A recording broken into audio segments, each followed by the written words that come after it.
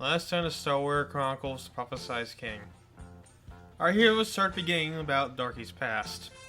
As they were starting learning it, the other group took on the giant golem as he was guarding the place of the Circle of Life. During the fight, it seemed like it was impossible to ground the giant stone golem, yet after a bit they managed to find some way to pass him, i.e. by accident when Sierra decides to go behind them and try to avenge Spot. During the fight, David was trying to learn about exactly what he means about preserving his own life and what it really means to view others. And though he thinks he figured it out, there's still more that's left for them to discuss. As they went down, they came face to face with Nemesis, the next of the Dark Council. They managed to block him off, which leading them to a fight as the group finished up the rest of Darky's past. Episode 31, Teenage Gifts. We are now back within the dense forest of Romania. The mysterious masked man had Bartholomew follow him deeper and deeper within. Fog appeared thicker by the minute as they went deeper. "Where are you taking me?" The masked man stopped as he let go of his hand. He remained responsive as he went a little ahead to check out the area. "Is this a part of my training?" The masked man looked back at him with a stern face. "I also don't know your name." The man came closer, putting his hand on the boy's shoulder. "If you must know, my name is Lavender Norman. Now I said it, it's time to begin." He pushed Bartholomew back into a dark hole behind him. Bartholomew screamed and reached for his life as he looked at the dead eyes of Lavender. It wasn't too long before he hit the bottom. Despite a lone fall, he only had minor back pains as he slowly got up. As he was rubbing his back, he saw nothing but the empty, dark void around him. He began to back away and shudder in fear before Lavender's voice echoed in the distance. "Black magic is a powerful tool. Though it is not an ability like your friend think it is, only certain people can use it." He turned around to see the tall man stand above him. Bartholomew backed away even further. "Though I still don't know what brings it upon someone. Perhaps it's some divine force or luck. Either way, people like us are drawn to it, like helpless moths to a powerful lantern at night." He begins to walk around him sternly. "These spells and teachings were discovered in paths of the great darkest Aquinas, the elemental darkness itself. I used to carry out his wishes before he died, bring the power of black magic all across the known universe. You're one of the ones I happened to meet." Bartholomew got up with a little understanding. What is that supposed to mean at the end? Bartholomew felt something graze by him. He looked back to see a purple flame burn. "It means that you're the next generation of black mages, such as those kids who you saw back at the castle. Why are they even in there in the first place?" Lavender forced the flame back to him, only to have it circle around him. "People fear what they don't understand. I'm sure you have heard that power." Bartholomew rubbed his arm, embarrassed. He has them held captive to try and understand its power, with little intention to have them live. He then brings out Bartholomew's hands. In the process, he brings the flame to form one little flicker in between them. "You will be the key to helping them. I know it, for no one else could do what you can, not even myself." Bartholomew looks up to see him as the flame goes away. Lavender takes off the mask to reveal an old man with long white hair. "You see, time has not been kind to me." He puts it back on sternly. "How can I do that?" And fell and attack him in the gut. "In time, you'll see. Without any further questions, let's begin with your first lesson." Bartholomew gets back up while studying him. He sees Lavender's finger pointing at him. "What do you want?" He felt another fire attack him. "I said no more questions. Focus, Staranus." Bartholomew gets back up again to try and figure out what to do.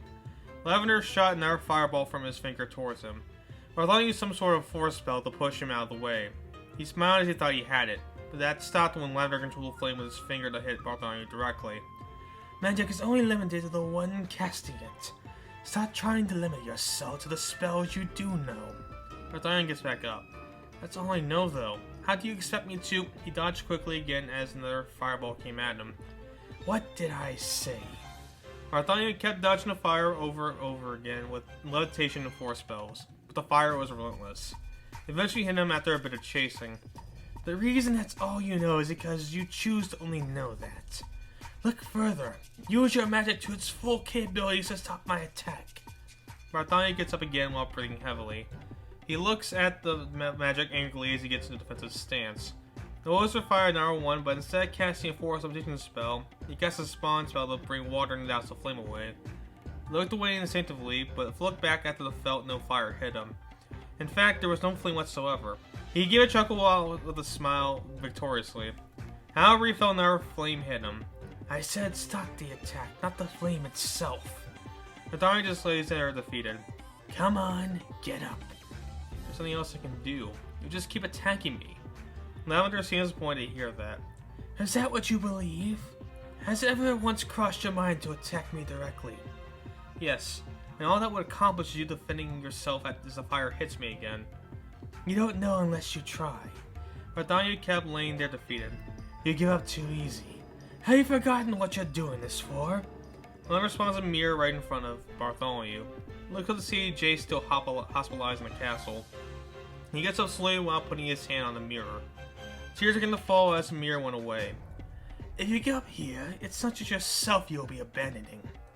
Lavender fired another one. This time, however, Bartholomew dodged it while shooting his own flame towards the mage. Yet all that happened was him getting hit by the boomerang like fire as Lavender takes the other and makes it flicker in front of him. He felt the fire in the palm of his hand as Bartholomew looked like he was about to fall. Guess your theory was right. He looked back at the boy in shock as Bartholomew calmed himself. He breathed heavily as he looked at the mage determined. Impressive. Truly impressive. Bartholomew got into another defensive stance without changing his look. The scene flashes back to the castle. A young brown-haired man was seen on the throne wearing a war outfit as guards stood beside him. He sat there sternly as day rolled on. There he sees another man in his own war outfit kneeling. Speak now! The older man looked up to him, struggling with his hand on his chest. My King Michael first. I come here reporting from the public outcry. Michael leaned his head on his hand while sitting. It isn't about that stupid kid again. I swear, one invasion, the public goes wild. Just tell them it was a mistake. Some street rat sticking his nose in places he shouldn't be. The old man nodded. Speaking of which, what happened to that kid? His parents keep shouting for his return. I'm sorry, sir, we don't know where he is. His mysterious disappearance is beyond us. Perhaps he really could use black magic after all. Michael sat there while thinking. Perhaps, but that shouldn't stop us from finding him. Even after a year since we last saw him. Our world is at a crisis right now. It's bad enough these people think we're getting invaded. If word gets out that one of our very own gets kidnapped by neighboring countries, it could have to force my hand.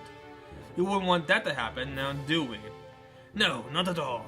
I'll see to it that he's found once and for all. Good. Now get to it. The old man nodded as he went out to leave. Oh, and one more thing. He looks back to his king. When you do find him, make sure he's alive. And if he isn't, say something about the lines of, his death was an unfortunate accident of natural causes. You can do that, right? Hop to it. Yes, sire. The scene then cuts back to the black wall with Bartholomew and Lavender.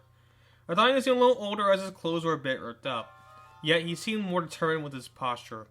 Lavender shot another fireball at him. He didn't even think twice to use the spell to catch the fire and spin around him. Lavender shot more and more, yet Bartholomew took each one and made his circles brighter. It was to the point where no matter how many times he shot, Bartholomew got it.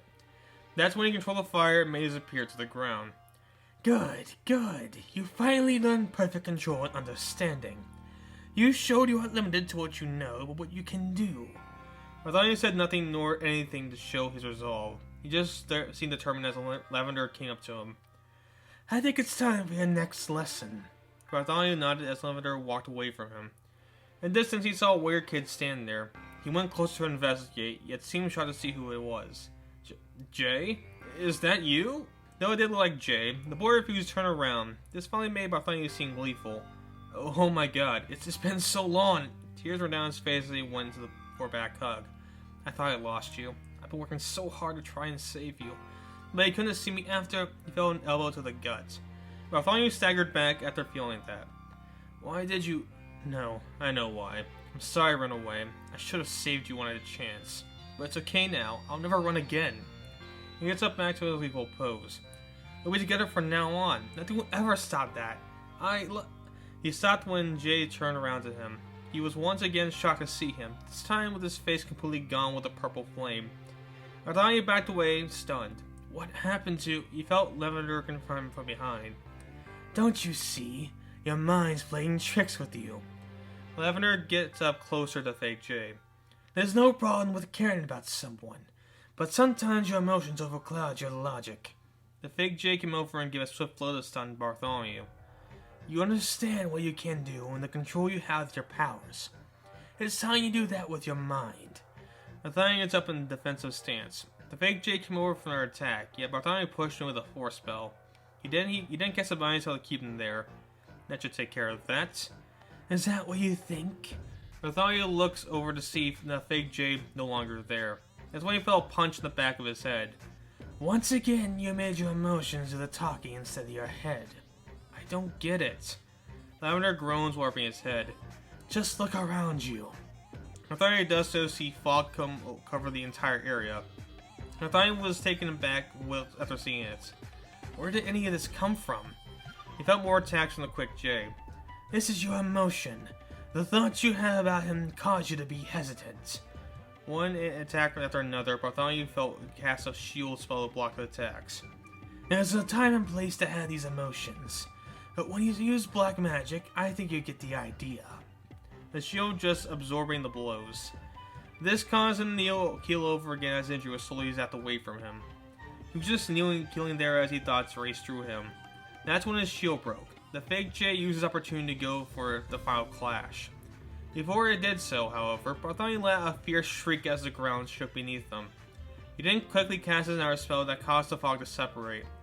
Lavender looks out in awe as Bartholomew came out in the black veil. Impossible! He went over for a powerful spell that spawned a giant laser from his hand, completely obliterating Jay. You achieved one of the hardest spells any black mage could ever master. The black veil went away as Bartholomew faced him. Asheroth, no other mage I trained ever reached that level of power. How'd you do it? He felt to push back his wide angle in the air. It was less stiff as Bartholomew came closer. Doesn't matter. It's what you want me to be, don't you?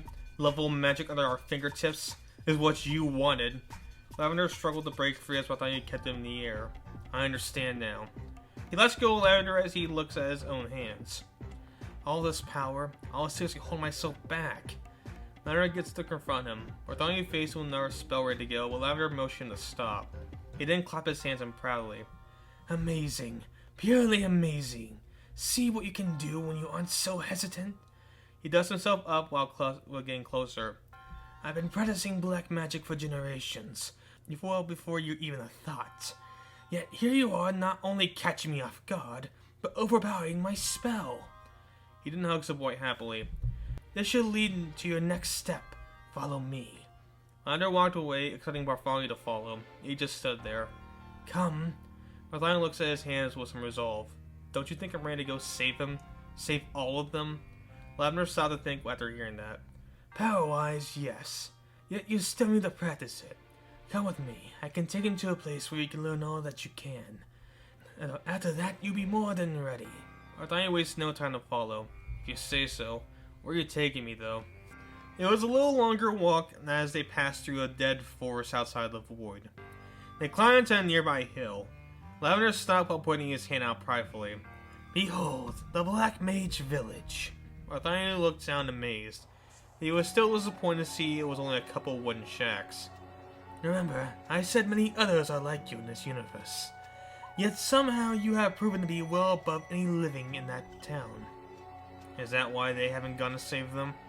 Lavender came down while motioning to follow once more. Precisely. At this rate, it's only going to be you. I'm sure you understand it, right? Bartholomew looked at his hands again. I suppose. Or it's just I train by myself. Lavender hands him a stick for the ground. That's for you to decide. Grab everything you need from town. This will all come in handy. Bartholomew is confused. A stick? Oh, just tap it. He does so as it turns to a larger purple staff. He looks at it in a maze. These trees that grow around here are filled with the spirit of darkness. Those branches are no exception. They should easily help you control and master other spells without going overboard with your magic. As I mentioned with black magic, it's only limited by you. Outside of that, it can be damn near limitless on how its own. I see. Before I send you off, take this as well. He looks back up to see a black bodysuit, a cape, and a purple mask. You must fully embrace your black magic abilities. As you are now a member of darkness. Bartholomew takes it a little disgusted. This looks uncomfortable. Lavender was annoyed again. It gives you more flexibility as well as hiding your identity to those outside of here. Bartholomew shrugged as he headed back into the village. Some more time has passed after Bartholomew's arrival. Some of those other black mages were about to take a break to eat within one of the shacks. So I tell this idiot, right? Now you're doing the spell all wrong. Yet, all he tells me is I'm a dumbass. I've been practicing this shit way longer than he has. Who does he think he is? You aren't referring to Max, are you? Everyone knows that he's the village idiot. Nah, mates, I'm referring to that so-called right-hand man to the Shadow King. Ren, I believe his name was. The other black mage was in shock. No way. Him? You should know better. Now, that's what I'm saying, yet he doesn't listen. Talk about a complete idiot. He didn't stop as he heard the fork creak. They both turned around to see a man that looked like them. Only he had a purple helmet. Hope I'm not interrupting anything. Not at all, come in. He does so with some fruit in his hand. He sits down and takes off his helmet to reveal an older Bartholomew with longer hair in it. Hey, you're that honest dude, aren't you? Nathaniel kept being while shrugging. First time in a while I've seen you. How you been? Just mastering different spells. Nothing out of the ordinary. Right. Do you know about the director? Nathaniel finishes his bite. The spell you can cast that changes the direction of your opponent's attack. It's pretty useless spell altogether, as there are 5 others on the top of my head that can easily outclass it. Right. Well, it's worth passing anyway. Tell me, how do you do it? He puts his apple down as he gets up. He then casts a fire spell to boomerang back to him.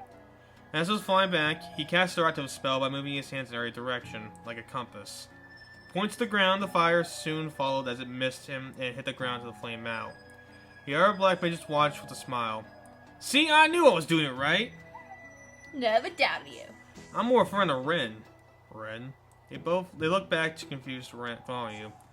The scene is shifted to Bartholomew and other mages with their masks back on, approaching nearby castle. You don't need to get involved, it's just a simple argument.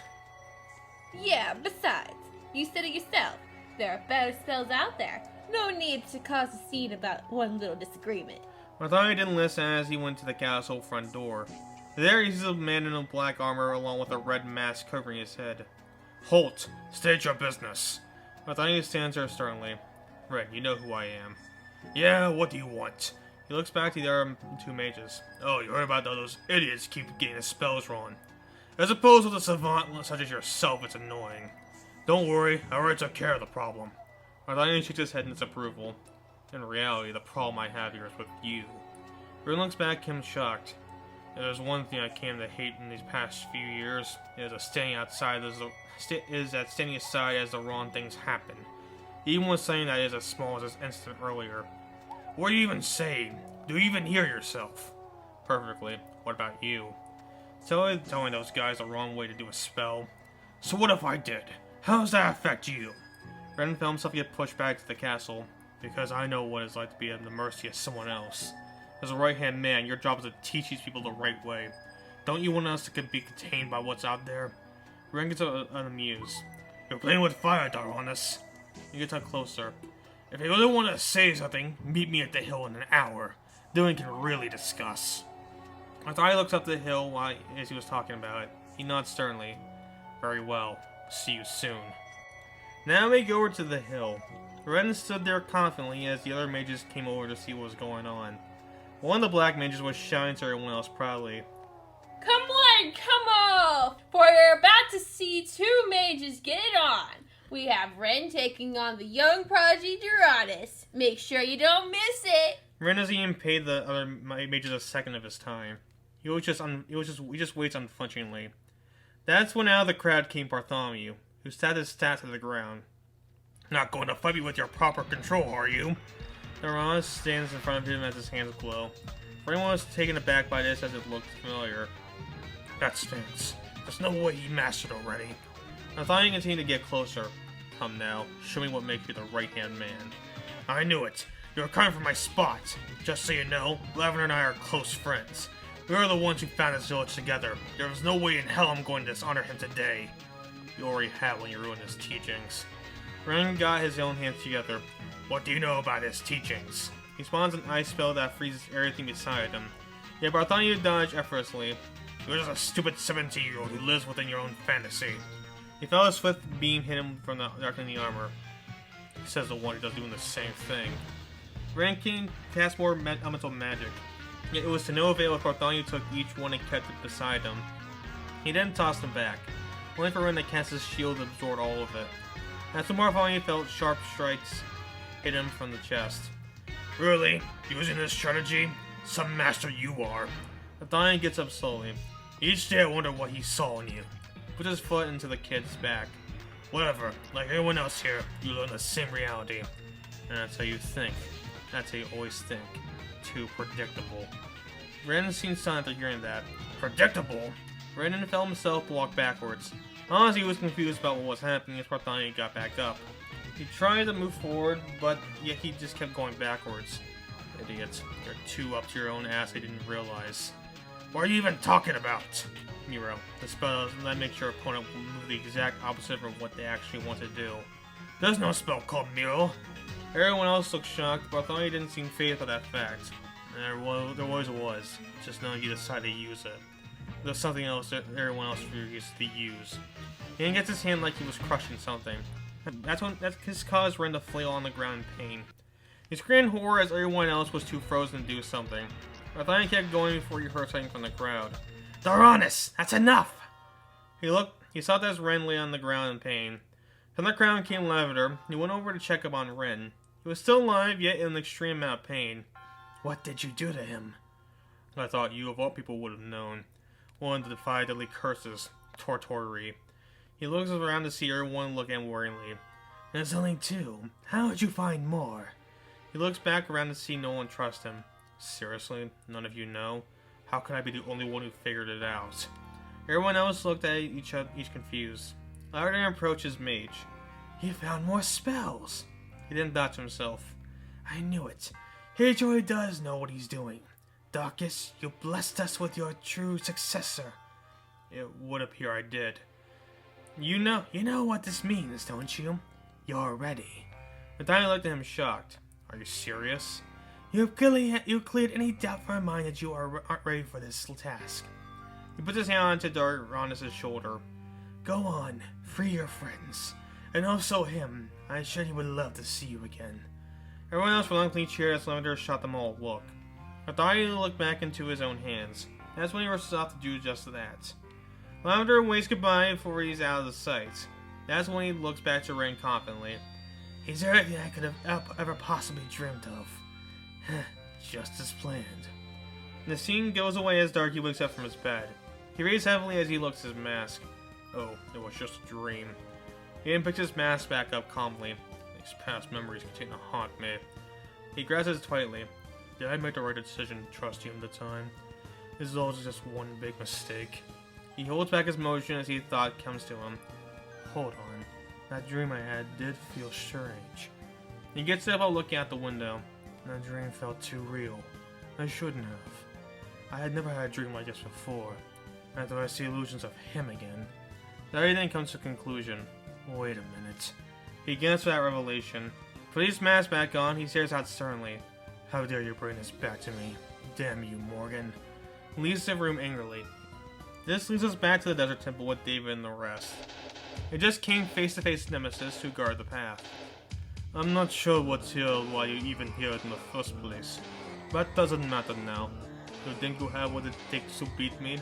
Everyone else got into a defensive stance. I don't know. Do you? Nemesis smirked as he went into room for a punch. They all dodge easily. Man, you're slow. This is almost too easy. Nemesis just smirks back as his fist lands in the rubble from the ceiling.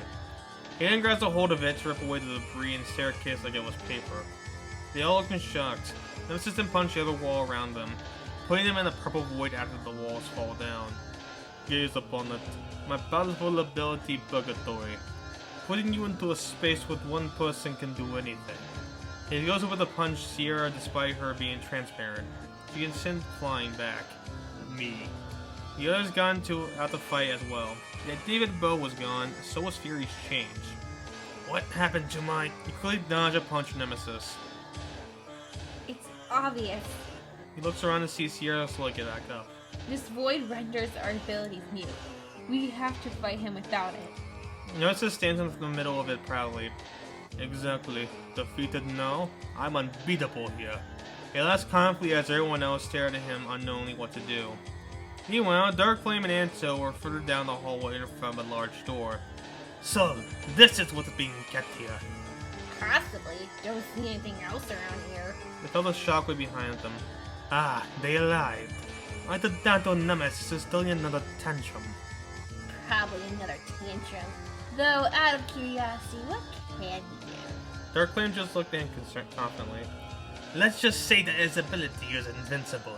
You can't beat it. Anso stares at him weirdly. Yeah, right. But here's the thing. There's no ability like that. Dark Flame rolled his eyes after hearing that. Fine. It isn't necessarily invincible. Once you know the trick of it, you could theoretically beat him. But the trick is hard to figure out, and only a select few such as myself know about it. I bet I know it too. Sure. Dark Flame goes back over to investigate the door. So, what's your beef with them? Those guys? Not much. They ruined my business years ago and betrayed my trust. That's got to suck. Surprised you even hesitant to help us. Anso looks back down the hallway. Yeah, I'm surprised myself. We go back to the fight taking place as the group struggles to keep out Nemesis. Dragno tries to deliver a barrage of punches to the enemy, yet without lightning it fails to get that extra punch. He was tossed aside in pain. People like you rely too much on those things. If they never existed, they will never stand a chance against anything in this universe. He then felt an attack from Fury, who also did nothing. Nemesis turns back annoyed. Fury just laughed and tried and calm him down. Ah, mercy? Nemesis grabs him by the throat. No. He tossed Fury away like a rag doll. Is this the best you guys got? Then color me impressed. I'm impressed by how shit each one of you is. You're lucky my ability doesn't let me to do anything else. Someone like Darky with this ability would have been dead already. David tried to study his foe the best he could, yet he found no entrance. Damn it, what am I missing? He reads to me, which ends up being a huge mistake as Nemesis take notice of him. Oh right, I forgot you. He goes over to dodging David, and he keeps going at him. Where's all that big talk you had? Why are you all quiet now? This is what happens when you underestimate someone. David tried to avoid, but he was constantly on the back foot as the barrage of punches flew in front of him. He eventually stopped running and went for his own punch instead. He hits him straight in the gut, which did nothing to next to nothing. Pathetic.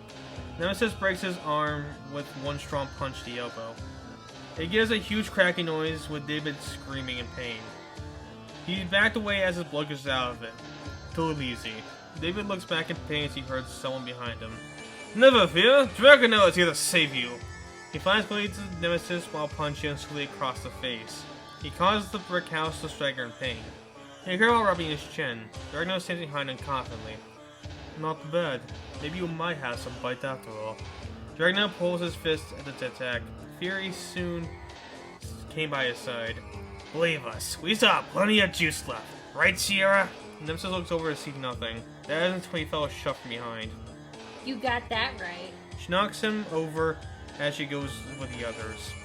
They all stand in the protective order as David watches in awe. He kept only his arm in pain. Nemesis gets back up angrily. So that's how it's going to be. Fine. He beats his chest pridefully. Come at me! They charge at him as he did the same. David just stands there as his arms throbs in pain. Seems to be doing fine no job without me. Looks down each side, goes blow for blow. Together. They seem to work off rather well. It's almost like they completely trust who they are in that situation. You want to just after hearing that. They trust who they are. He looked to see Fury punch Nemesis in the gut. Before Nemesis did anything, he saw Fury confidently smirk at Dragano, who punched him in the head again. Nemesis screams angrily as he tries to get both, but failed to do so as Sierra gave him another shove to the gut. Nice work, H! Is that my new nickname? Fury shrugged. We can figure that out after we beat him. Nemesis once again charges at them. Just like the true squad, they understand to keep them alive. Reminds me a lot of my beggar game. He interested in that thought. Exactly, and that's it. He yet again recalled the conversation he had with Mikey. Do I see them as what people are helping, or are my friends? They clearly see each other that way. They keep protecting each other and working to beat Nemesis. I get it now. He gets up slowly to see him. He takes his only good hand, puts it out confidently. Alright, time to get back in action. For you, Mikey, I'll show you what my answer is. He goes in to give a swift blow to the head. Now we go back to Dark Flame and Anso open the door. By the way, can I trust you, right? What do you mean? Dark Flame takes a deep breath. If you're going to be a part of this game, I might as well tell you his ability's weakness. You'll see, though he can take away yours, it doesn't enhance him in any way possible. In fact, if he would happen to have faced more than one foe, despite the debuff, he still would struggle a lot. That's why Chuck and I always managed to get the upper hand. He hates how people rely on abilities too much, yet I never realized how he does the same. Outside our physicality, he never improved in any other way. Thus, if you know that, he's easy to beat. Anso nods in understanding after hearing that. I see. Yet, another reason I'm telling you this is because I believe that group has figured it out. I know he's stupid enough to have all of them in this void. In time, he will fall, leaving you and I to stop them. Is that so? You think you can beat them? Anso sees Dark Flame leave a trail of flames behind him. Guess time will tell. Try to slow them down as best you can. I'll keep going ahead. Anso looks at him sternly as Dark Flame grows deeper. Back to the fight, Nemesis was now struggling to keep up with them. Fury and Dragonel kept working off each other until Nemesis was backed up to a point where he couldn't keep his balance. She had to win for her own attack, only to fake out with Demon giving a blow direct to his face. With it, the void went away as Nemesis fell hard on the ground. He was stunned as he was laid by the rebel and caught what he caused. Everyone cheered with this victory. Another one in the record books. We showed that meathead what's for. Fury laughed along with him. Hey, how about next time you don't go into a 4-1, dumbass? Sierra laughed herself, though for a different reason. How mature can you guys be? He did still seem conflicted as he held his broken arm. Walking forward, he sees Nemesis lay there in defeat. Checking to see if I have a pulse. Nah, I'm more curious about what you're going to do next. Nemesis doesn't even get up while he lays in there in shock. He then gets teleported away by Fury. Whatever it is, it ain't happening here. David gave his own laugh before he ate in pain. The others looked at him concerned. Oh yeah, the broken arm. David leads a pack like nothing is happening. It's just one arm. Let's keep going. I think you should really sit back. David looks back at them like they are stupid. Nonsense, I'll keep going. Rips the bottom of his jacket and wraps it around it with the other front hand. See? No worries. This didn't ease the conscience of everyone there. Yep, like nothing's wrong with it. They all gave shocked looks as they saw Anso stand there sternly. What up, losers? Where's the rest of your merry band? Fury and Drago came around for the fence. Wouldn't you like to know? Do you want to sell this here or later? Anso just walks beside them as he heads to the stairs. Relax, dipshits. I'm not going to attack you. He then brings out a gun to blow away the debris blocking the path. I had enough action as it is. Besides, I already know you're going to beat the flame guy. I assume he's by the circle thing. Anso nods as he heads to the steps. You dragged me all the way here when I no longer wanted anything to do with this. I was thinking about getting that bounty, but after a while I got tired of thinking about it. He waves back as he walks upstairs. Don't be surprised if this is the last time you see me, because I had it with all this. I don't want to kill you anymore, but I also don't want anything to do with you. They all know understanding. Anso then goes all the way up. That's when they all look down the hallway for their final goal.